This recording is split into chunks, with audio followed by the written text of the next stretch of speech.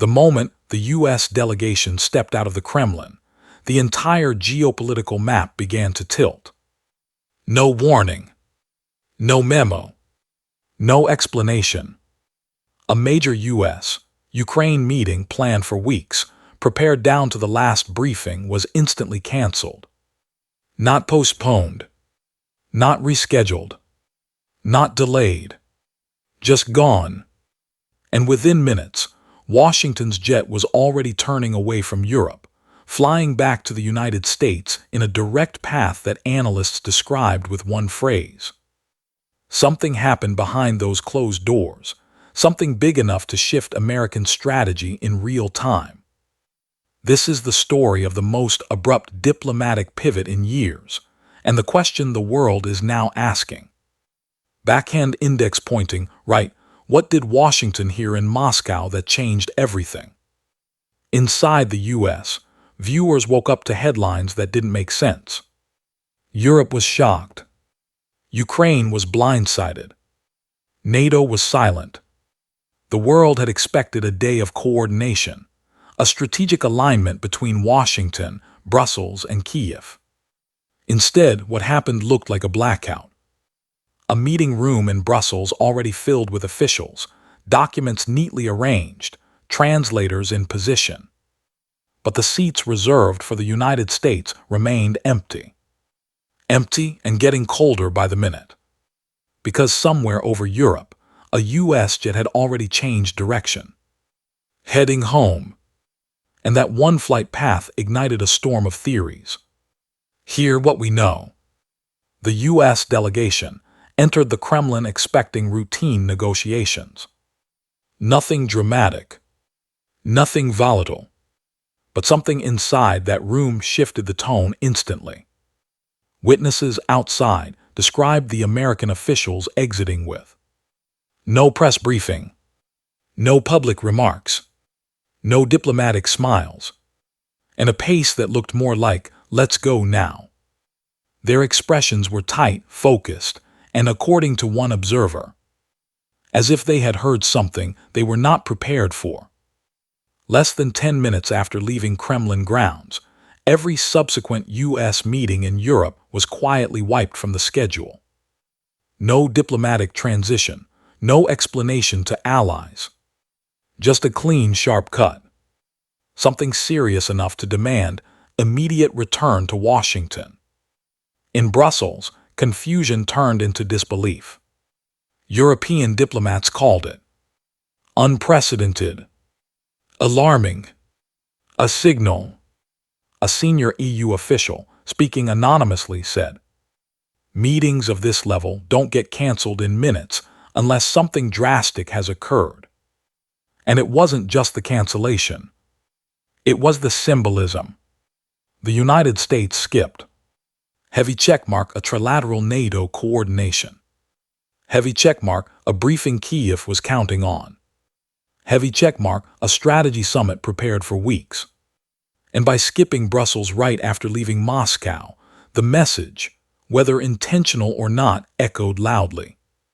Backhand index pointing right, Washington may have heard something that forced a rapid recalibration.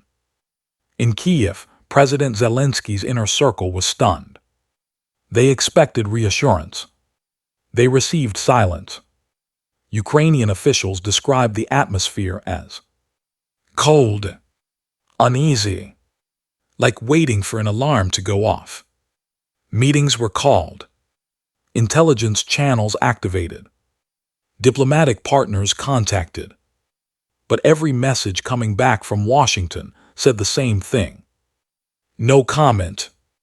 And for Ukraine, fighting a war, relying on U.S. aid, depending on American clarity, silence was the worst signal of all. It opened the door to new fears. Is U.S. support weakening? Is Washington negotiating a new framework without Kiev? Is this the beginning of a strategic shift? For a nation at war, uncertainty is more dangerous than bad news. In NATO headquarters, analysts began examining flight logs, diplomatic patterns, and the timing of the decision.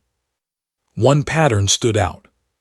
The cancellation was too fast, too immediate, too clean. This wasn't confusion. This wasn't scheduling. This wasn't a mistake. It was a signal that something Washington learned in Moscow required. Secrecy, urgency, and a top-level internal consultation. Before any commitments could be made to allies, NATO strategists began preparing for multiple scenarios, not because they knew what happened, but because they knew this.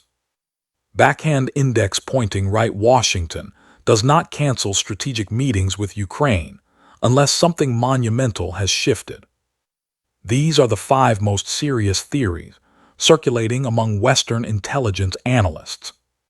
Something severe enough, militarily or strategically, that forced Washington to step back and reassess. A red line, a threat, a classified operation, a nuclear-level escalation warning. If true, this explains the immediate return to D.C. A ceasefire concept, a territorial proposal, a prisoner exchange, a geopolitical trade, something unexpected, something sensitive, something that couldn't be discussed with allies until Washington aligned internally. A revelation about troop movements, upcoming offensives, covert operations, intelligence breakthroughs that required instant briefing with the president. A shift in strategy, a push for negotiations, a recalibration of expectations.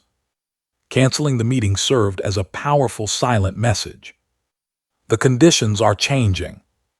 Temporary, exploratory, fragile, but real enough to pause multilateral engagements. This is the theory Europe fears the most. This isn't just about one canceled meeting. It's about what it represents. In geopolitics, silence is a message. Sudden moves are signals. And timing is everything. The United States left Moscow, immediately canceled Brussels, and flew straight home. Something happened in that sequence that the world was not supposed to see. But hear the truth.